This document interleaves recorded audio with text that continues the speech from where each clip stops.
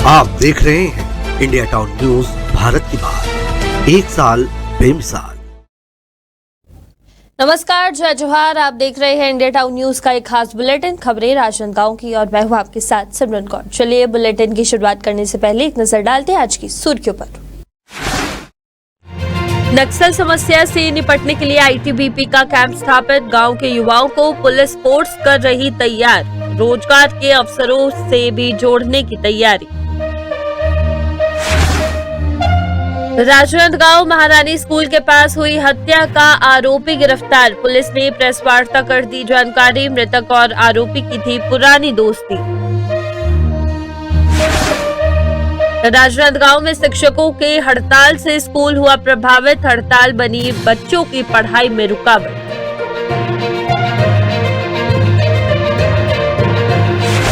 शिक्षक संघ का एक दिवसीय धरना प्रदर्शन, 5 सूत्रीय मांगों को लेकर किया गया प्रदर्शन, सरकार का ध्यान आकर्षित करना संघ का है प्रयास।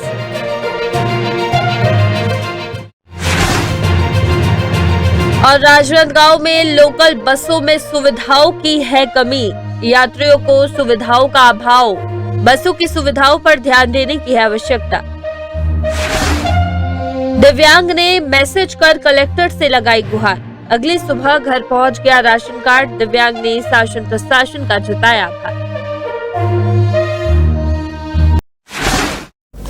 और अब खबरें विस्तार से। खैरागढ़ कलेक्टर को जनदर्शन के दौरान श्रीखदान विकासखंड के बीरू टोला निवासी दिव्यांग जितेंद्र नेताम ने मोबाइल पर व्हाट्सएप मैसेज भेजा, जिसमें उसने अपनी गंभीर स्थिति का जिक्र करते हुए कहा था कि मैं बिस्तर से उठ नहीं पाता हूं, मेरा राशन कार्ड बनवा दो साहब। इस भावुक संदेश को पाकर कलेक्टर ने त्वरित संज्ञान लेते हुए दिव्यांग को तत्काल मदद करने का आश्वासन दिया।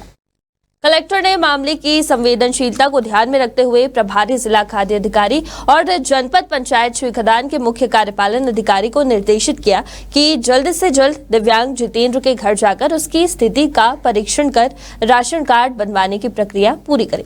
प्रशासन की तत्परता और सहायता के लिए दिव्यांग ने प्रशासन के प्रति आभार जताते हुए कहा है कि प्रदेश के मुखिया विष्णुदेव साय के सुशासन में जनता की समस्याओं का तुरंत समाधान हो रहा है। शहर की सड़कों पर दौड़ रही लोकल बसों में सुविधाओं की कमी देखने को मिली है, जहां न तो अग्निशामक यंत्र है और न ही फर्स्ट एड बॉक्स। लोकल बसों की सुविधाओं की कमी एक गंभीर मुद्दा है। यदि बसों में अग्निशामक यंत्र और फर्स्ट एड बॉक्स जैसी जरूरी सुविधाएं नहीं है तो ये यात्रियों की सुरक्षा के लिए खतरा हो सकता है। बस चालकों की मनमानी और यात्री सुविधाओं की कमी पर ध्यान देने की आवश्यकता है, जो स्थानीय प्रशासन और परिवहन विभाग की जिम्मेदारी है कि वे यात्रियों की सुरक्षा और सुविधाओं का ध्यान रखें। छत्तीसगढ़ शिक्षक संघ मोर्चा के द्वारा अपनी 5 सूत्रीय मांगों को लेकर एक दिवसीय धरना प्रदर्शन जारी है, जहां उनकी मुख्य मांगे हैं सहायक शिक्षकों का वेतन विसंगति दूर करते हुए उन्हें सही वेतन दिया जाए और पेंशन की पात्रता हो। संघ का कहना है कि सहायक शिक्षकों को उचित वेतन दिया जाना चाहिए और उन्हें पेंशन की पात्रता भी देनी चाहिए। इस हड़ताल के माध्यम से संघ ने सरकार का ध्यान इस महत्वपूर्ण मुद्दे की ओर आकर्षित करने का प्रयास किया है। पुराना ढाबा से हूँ।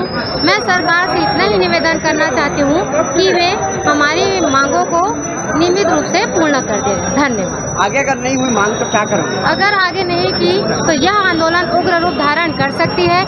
मैं सुशील देवांगन इस राजनांदगांव जिले का प्रथम जिलाध्यक्ष हूँ और आज यह संघर्ष मोर्चा के द्वारा जो हड़ताल किया जा रहा है, जिसकी मांग जो है 5 सूत्री मांग है, उसमें प्रमुख मांग जो है हमारी जो है वह पूर्व सेवा गणना है। यदि हमारी पूर्व सेवा गणना कर दिया जाए तो सारी मांग पूरी हो जाती है। आज पूरा छत्तीसगढ़ के विभिन्न जिला मुख्यालय में हमारी 5 सूत्री मांग को लेकर ये समस्त शिक्षक एलबी संवर्ग जो है धरना पर हैं। हमारी 5 सूत्री मांग में है, हमारी क्रमोन्नत वेतनमान है, 1.86 से गुणांक करना था, वो गुणांक नहीं हुआ है। सहायक शिक्षकों का वेतन विसंगति है, ये वेतन विसंगति आज तक नहीं सुधरा है। साथ ही साथ हमारी पूर्व सेवा गणना है, उसकी भी मामला है। जब 2018 से हमें संविलियन किया गया है और संविलियन के बाद से हमारी सेवा गणना कर रहे हैं, जिससे हमारे सेवानिवृत्ति होने वाले साथी हैं उनको पेंशन का लाभ नहीं मिल पाएगा। हड़ताल सामान्यतः हमारी जिले स्तर की भुगतान से संबंधित नहीं है, सभी राज्य स्तर का मैटर है, जिनमें नियुक्ति तिथि से वो अपना अनुभव मांग रहे हैं, नियुक्ति तिथि से ही वो अपने सभी हित लाभ मांगा जा रहा है, वेतनमान से संबंधित है, तो वो सब राज्य से स्तर का मैटर है, जिले स्तर का मैटर नहीं है। और हड़ताल से केवल सहायक शिक्षक संवर्ग के लोगों ने शामिल हुए हैं, तो इसमें स्कूल बहुत ज़्यादा प्रभावित नहीं हुआ है, केवल डोंगरगांव ब्लॉक थोड़ा सा प्रभावित हो सकता है। राजनांदगांव नंदई चौक स्थित शासकीय पूर्व माध्यमिक शाला स्कूल, जिसमें 88 बच्चे और 5 शिक्षक हैं। शिक्षकों के हड़ताल पर जाने से स्कूल और पढ़ाई दोनों प्रभावित दिखाई दिए हैं। हड़ताल की स्थिति ने स्कूल की गतिविधियों को काफी प्रभावित किया है, जहां बच्चों की पढ़ाई गतिविधियां और अन्य कामकाज में रुकावट आ रही है। शिक्षकों की हड़ताल शिक्षा व्यवस्था पर नकारात्मक प्रभाव डाल सकती है। वही उम्मीद है कि समस्या का जल्द ही समाधान होगा, ताकि बच्चों की पढ़ाई में कोई नुकसान न हो। और इसी के साथ फिलहाल वक्त हो चुका है एक छोटे से ब्रेक का। देखते रहिए इंडिया टाउन न्यूज। अब खबर आपकी उंगलियों पर, खबरों से परे, हर खबर पर हमारा नजरिया।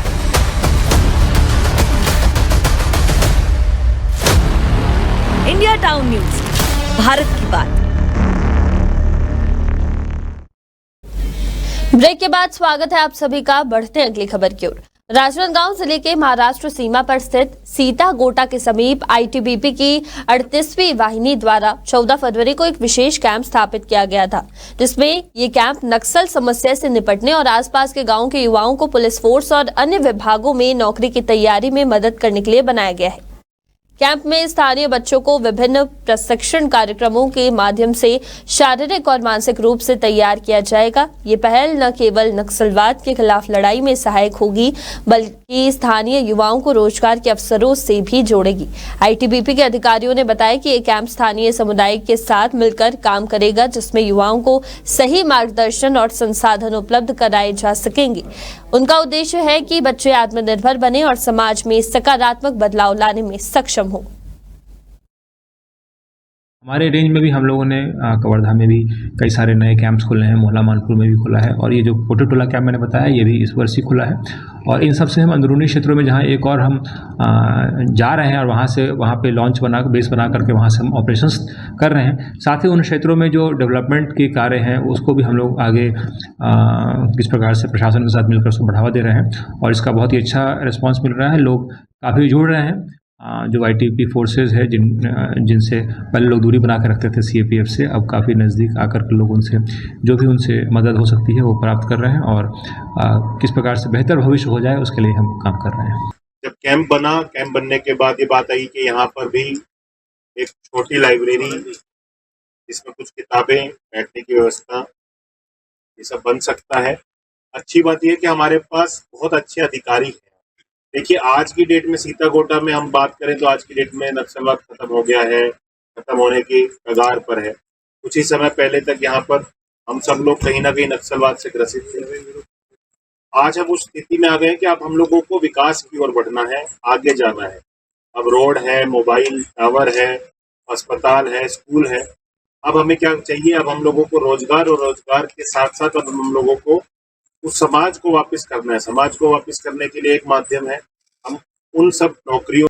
ये एरिया किन्हीं भी कारणों से बहुत पिछड़ा हुआ था, लोगों में डर था, लेकिन इस तरह के शिविर खोलने से वो डर खत्म होता है।